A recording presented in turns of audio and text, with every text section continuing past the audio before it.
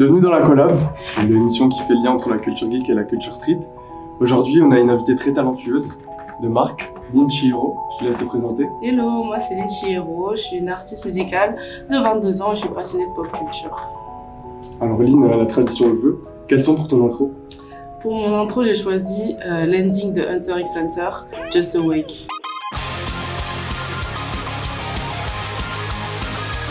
T'as l'habitude de mettre une certaine gimmick sur tous tes types de chansons. Rond et toi, l'astérix rond. Ça veut dire quoi? C'est pas vraiment le rond qui est important, c'est plus Killa, tu vois, c'est une ambiance. C'est un peu, par exemple, tu vois, quand tu joues à des jeux, t'as des codes, t'as des enchaînements, tu vois, de touches. Bah, c'est un peu mes enchaînements à moi, mais ça rajoute un peu des paillettes à la Magical Girl, tu vois, ça rajoute un aspect un peu féerique, voilà, c'est ça. Et du coup, je le mets sur tous mes sons depuis des années, puisque visuellement, je trouve que ça représente bien les paillettes que j'ai envie d'ajouter dans vos vies. Quelle marque ferait une collab avec toi? Honnêtement, quand on me pose cette question, on parle toujours de sap et tout, de sneakers, de trucs comme ça. Du coup, pour cette occasion, j'ai préféré choisir Nintendo parce que ce serait une collab de rêve et il y aurait tellement de possibilités. Si tu devais choisir un personnage de manga pour faire un feat? Je choisirais les frères Elric parce que j'aime beaucoup la voix d'Edouard dans la VO. Franchement, j'aime beaucoup ses intonations et tout. Je trouve que ça passerait hyper bien sur un son. Et pour Alphonse, bah, j'aime bien les bruits de son armure en fait. Je trouve que ça passerait bien en fait. Du coup, un break d'Alphonse avec des bagues d'Edouard. Voilà, c'est ça, exactement. Si tu devais choisir une collab, si tu devais en choisir une qui t'a marqué, ce serait laquelle? Ce qui m'avait un peu surpris, ça m'a marqué, j'ai pas dit que j'étais fan ou quoi, mais ce qui m'a vraiment choqué, c'était Louis Vuitton LOL. C'était du jamais vu, là, c'est vraiment le truc qui m'a le plus surprise dans toutes les collabs qu'il y a eu, parce qu'on a atteint encore un autre niveau dans le luxe, pour qu'ils prennent au sérieux, on va dire, tout ce qui est gaming et tout. Bah, c'est un nouveau step, quoi. C'est ce qu'on a l'avantage d'avoir en 2022, c'est que la culture geek, elle est prise au sérieux maintenant, même par les marques de luxe, donc c'est une collab qui fait très bien le lien entre la culture street et la culture geek. En 2020, sur le clip de Stay Awake, t'as été une des premières à sortir un clip en 360 degrés. Si tu devais mater une scène d'animé en 360, ce serait laquelle?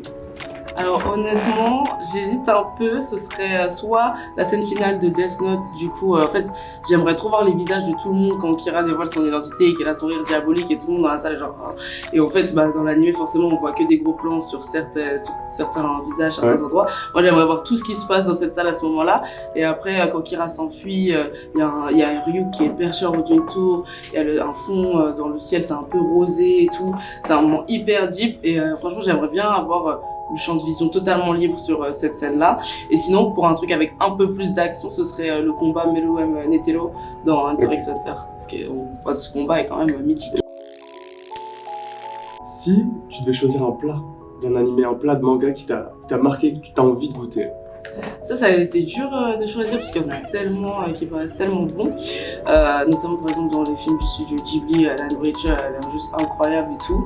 Mais j'ai choisi dans Chocolat Vanilla, ils ont des cookies chauve-souris avec plein de goûts un peu farfelus et c'est un truc depuis que je suis petite, je me suis toujours demandé quel goût ça avait. Du coup c'est ça que j'ai choisi. Il y a un de tes sons où tu parles de Ninjutsu. Si tu crées demain une école de Ninjutsu, tu prends qui comme professeur? Moi, je pense. Parce que justement, le ninjutsu, c'est mon jutsu. C'est-à-dire, je pense pas qu'il y ait quelqu'un qui soit plus adapté que moi pour m'enseigner ça. Du coup, après, je pourrais enseigner à des formateurs, tu vois, qui font le travail pour moi après, tu vois. Comme par exemple, je pense que ce serait tout simplement des filles aussi. Parce que ça suivrait le truc de la meuf. Moi, le ninjutsu, ça représente vraiment ma puissance en tant que meuf, la force que j'ai dans tout ce que j'établis, que ce soit force physique, psychologique, émotionnelle et tout. Du coup, déjà, je choisirais Chihiro parce qu'elle a une force psychologique de ouf à un très jeune âge. Et je pense que c'est leur Moon et plein de Magical Girls et tout, mais qui sont quand même badass, tu vois, et pour montrer que même si c'est cute et tout, c'est badass de fou. D'ailleurs, la Magical Girl, c'est pour toi la plus badass? Je dirais Sakura Cardcaptor. Sakura Cardcaptor, la chasseuse de cartes. Parce qu'en vrai, on a vu des vertes et des pas mûres et elle était vraiment toujours toute seule en rentrant de l'école. Elle devait se tabasser contre des monstres de ouf. Si tu devais aller boire un Tropico avec la personne de ton choix, ce serait qui et où? Ce serait avec Hayao Miyazaki, que j'admire tellement depuis très très très longtemps, et ce serait au Ghibli Park parce qu'il ouvre en novembre 2022 et franchement j'ai trop envie d'y aller et ce serait trop un rêve d'y être et avoir une discussion avec lui et tout. Je pourrais lui poser plein de questions sur tous les univers qu'il a créés et lui faire part de mon admiration. Lynn, merci beaucoup. Merci. C'est un plaisir de te recevoir. Est-ce que tu as des actus? Oui, j'ai mon projet 22 qui va sortir à la rentrée avec pas mal de visuels et des singles qui vont arriver entre temps. Du coup, je vous souhaite de rester, enfin, je vous invite à rester connectés. Et je travaille aussi sur un projet qui s'appelle Yume Online qui va être une plateforme 100% dédiée à la pop culture japonaise. Et il y aura plein d'informations aussi qui vont sortir sur ça bientôt. Vous aurez toutes les infos disponibles à ce moment-là dans la description. Lynn, la tradition le veut. T'as un check? J'ai pas de check, mais j'en ai inventé un vite fait dans ma tête pour toi. Tac, tac, check, kila kila.